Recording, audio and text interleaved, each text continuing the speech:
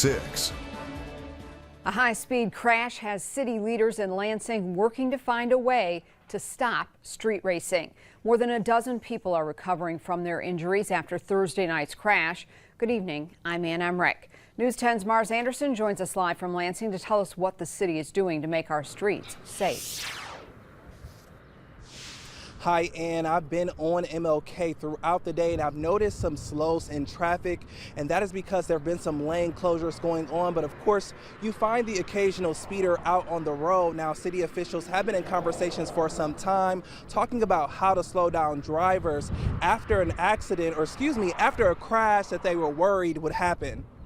Speeding or street racing, a crash injuring 13 people on Lansing's south side that shook the community has officials jumping into action, making sure it doesn't happen again. The speeding issue has been a major issue in all our corridors, whether it's Saginaw on the east side or South Cedar and South MLK.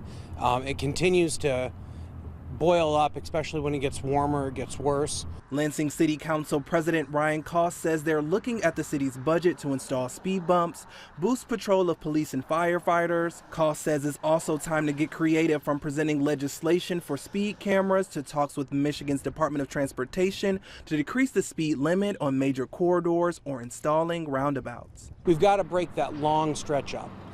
It seems when that nice, straight, good, fresh pavement is out there like MLK is or South Cedar, it's just begging for these Chargers and Camaros and, the Mustangs and, way too much horsepower that ever needs to be had in the city.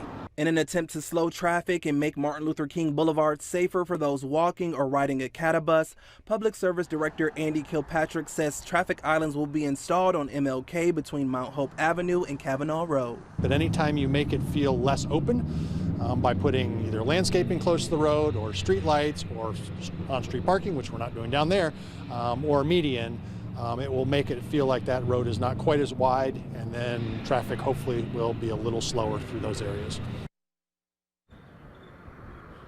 Now, of course, Michigan's Department of Transportation says it's always better to say crash than accidents because crashes are always avoidable. Now, this is, of course, MLK, and it's a 5-lane road, so that island would look to slow down drivers as they pass, as walkers walk across the street or get on those catabuses as well. Now, of course, construction is set to begin in mid-June and end in mid-August, and of course, we'll keep you updated on air and online with the latest. I'm reporting in South Lansing, Mars Anderson, News 10.